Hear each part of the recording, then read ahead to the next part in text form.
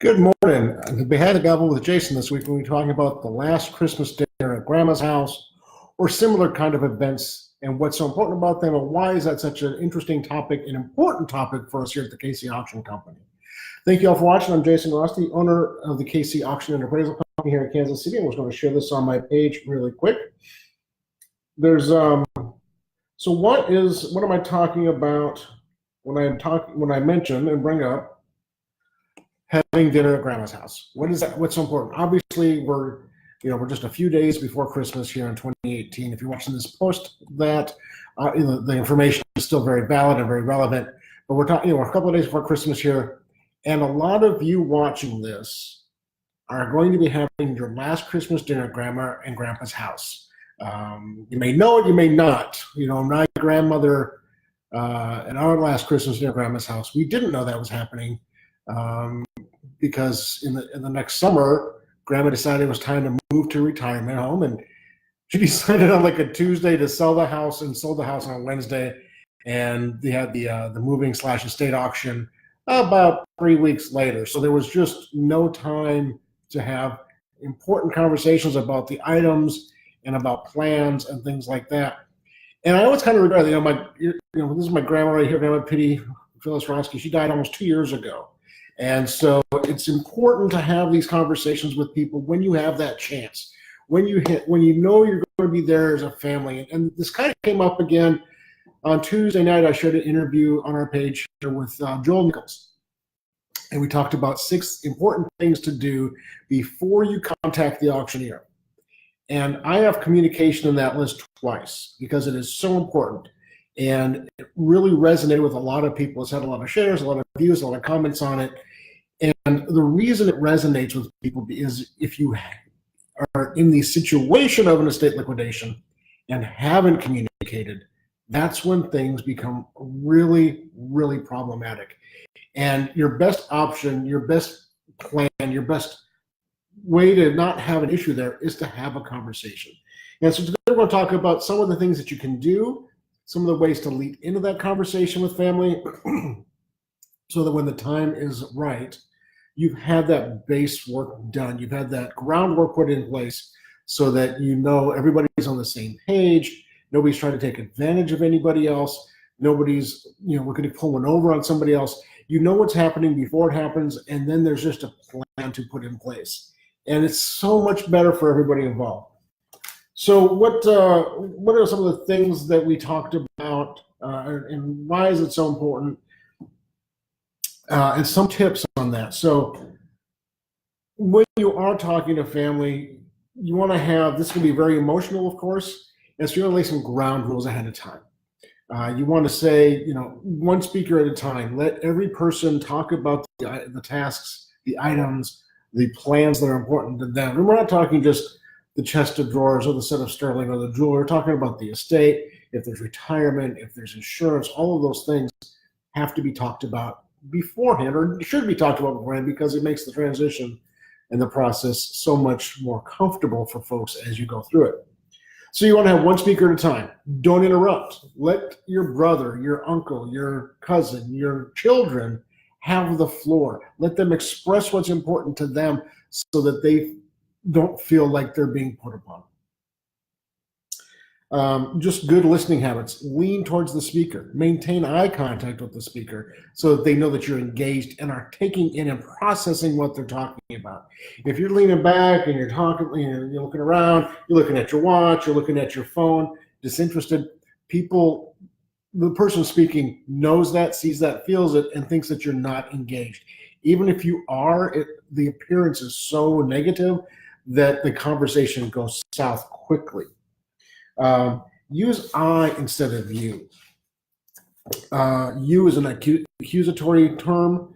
Well, you did this, you want that, you want that. Explain what that means to you personally. I don't feel comfortable with that because. I would rather do this because. It opens up more communication, and it eliminates that, well, you've always had this, you've always done it this way, you've always been in charge, you've always had this, mom's always liked you best. That stuff, historic, history is obviously a factor and influence on a conversation, but it's not going to do any good in a current conversation. So when you're speaking in the group setting, bring the attention to yourself. Why are these things in these areas so important? Some of the reasons that you want to have this conversation. If you're doing financial planning yourself, you need to know, your financial planner will probably ask you about your parents. Are they still alive? And your grandparents, are they still alive? How are they set financially? Will you be expected to cover expenses for your parents as they get older, which is not uncommon? Do your parents have enough to live comfortably, even if they have health issues? Will you be receiving inheritance from your family? Those are all very valid, very important questions that your financial planner might ask you, but that you need to know just for yourself so you can make plans, so that when you're looking at, our family is in a lot of transitions. Our boys are 12 and 16, soon to be 13 and 17. Our oldest will be going to college here in just 16 months. That's a big life commitment. That's a big financial conversation we need to have.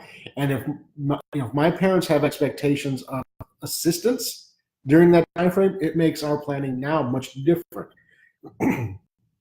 Same for you. If you have children who are getting ready to go to college, or you go to private schools in elementary and middle school, your financial spreadsheet is different than if you don't. It's also different if your parents have expectations, and some parents just do. Some people, historically speaking, we're on a great run economically right now. But if you had to retire 10 years ago in 2007, 2008, you were in a really, really bad spot. Your house was worth half of what you paid for it. You may have owed more on the house than it was worth. Your retirement plans tanked. And so, just all those things are a factor in, you can have great plans and something happens externally that influences those plans. So have these conversations. And when you're talking to your parents and your grandparents about this, some of the concern is that you might come across as greedy. Some of the concerns is that well, when am I getting an inheritance? When am I getting the money?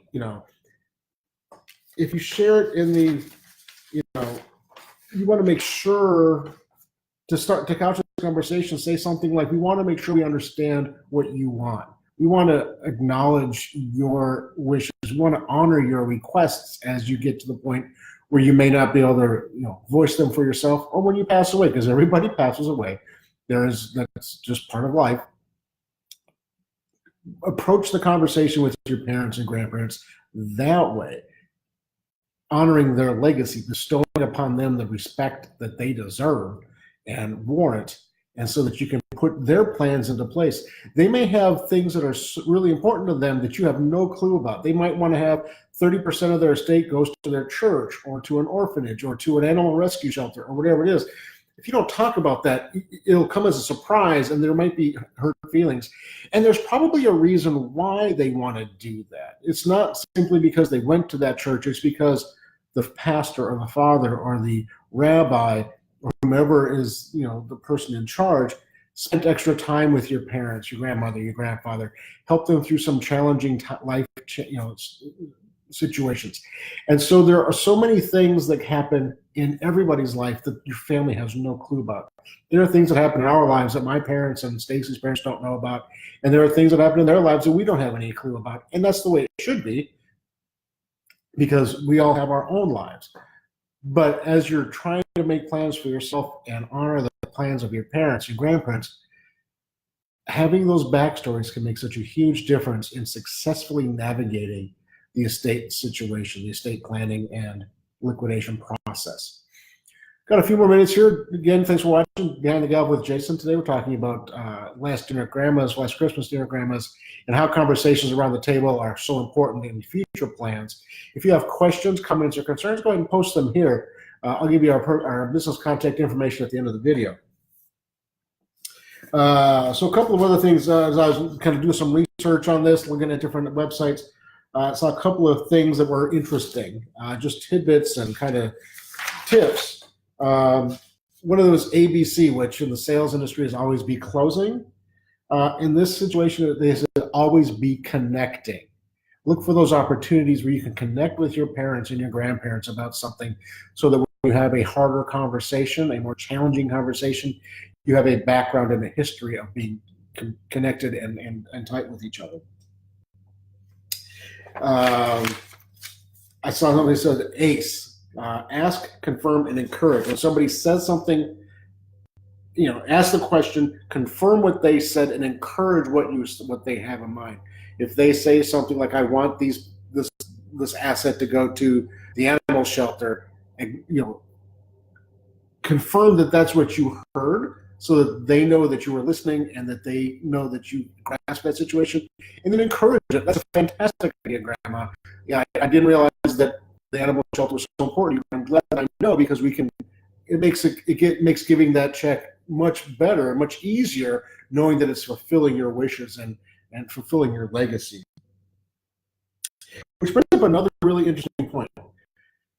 Oftentimes in an estate, let's say there are 5 kids, or 2 kids and 3 grandchildren, whatever the combination is, sometimes the grandparents who are distributing the estate, whose estate it is to be distributed, have decided that somebody needs something more than the others. And we see this regularly, where one of the children is struggling, and so they feel they should give them more money at the time of their passing. If this just comes out of the blue, the person who gets less money will really be pissed, to put it bluntly. They'll be really upset about it. They might understand it, but the feeling is, and I know this from almost every person I've talked to in this situation, you always loved them better, that's why they weren't successful. You always took care of them, that's why they have the problems they have now. You've always taken care of them, that's why they haven't gotten their life in order. Those things might all be true. But if you have a conversation with your children about this, it's much easier for them to digest it. And there's more reasons than the Disney money today. There's a history and a backstory behind every one of those situations. Parts of it are known to everybody, but the details, the nitty-gritty, rarely is. And so if you have the conversation, if you have 3 kids and 2 are phenomenally well off, and the third is always having issues, is late on credit card payments, and all of those kinds of things, and you give 2/3 of the estate to that one, and you split the other third between the other 2, explain that to your other siblings, your other children, why you did that, and get their feedback as the parent or grandparent, but also as the children, take that information and acknowledge it and understand why they're doing it. I think one of the things we all want as parents is our children to succeed and be successful and not have uncomfortableness in their lives. My son just called me 20 minutes ago. He got his grades on his midterms at high school, and his lowest grade's an 81, which is a spectacular accomplishment for our son at the school he's at, based upon where he's been before. I am incredibly proud of that for him, and I want him to be successful. So that's why I support, not because I'm bragging about his grades, because I want him to be successful, and he's understanding the work that is necessary to be successful in that environment, and he's taken that in, and he's growing as a man. And I think that's what we all want for our children as they grow up, is to be men and women who can responsibly take care of their lives and take care of others as needed, as necessary. In every situation, every family situation, there's times when the husband is more important. There's times when the wife is more important, or one partner is more important than the other, or making more money, or has more say in this area, that. It's about a relationship long term. When you have these conversations, consider the relationship and not the task. Consider the relationship and not the money. If you think about your kids 10 years after you died, not talking to each other, it makes a difficult conversation today much easier to have. If you think of you not talking to your brother 10 years from now because of your relationship with your parents, that you have no impact on, it makes having that conversation today much easier. And so if you consider the relationship more than the items, more than the things you're talking about, it's such an easier conversation. And then financially, If you don't have these conversations and you don't plan for these things and you pass away without plans in place, well, it might cost your kids thousands of dollars, tens of thousands of dollars in attorney fees and accountant's fees and lost time and all of those things. So again, consider the relationship. If you don't take care of these things now, what does that mean in the future for your kids and your grandkids? So thanks for watching. It's just a couple of days for Christmas. I know my kids are excited. My parents are coming into town, so we're going to have some of these conversations over the next few days, because that's just what we need to do. We're at that point. Our parents are at that point where we've talked about some of these things before, but to refresh and to verify where we're all at is truly important, and we're going to do that this weekend. Hey JD, how you doing? Thanks for watching. We're going to go ahead and wrap it up. If you have any questions, comments, concerns, thoughts, go ahead and write a comment here. We respond to those regularly. Hit the like button, the share button. If you think you or your family or your friends think that would be positively affected by this, or it's an important topic for you and your family to consider, you can always give us a call at 816-283-3633. Send us an email, info@kcauctioncompany.com. This company is spelled out. Questions, conversation about your personal estate situations, anything along those lines, check out our videos. We post at least one video a week where I'm talking directly to you and answering questions.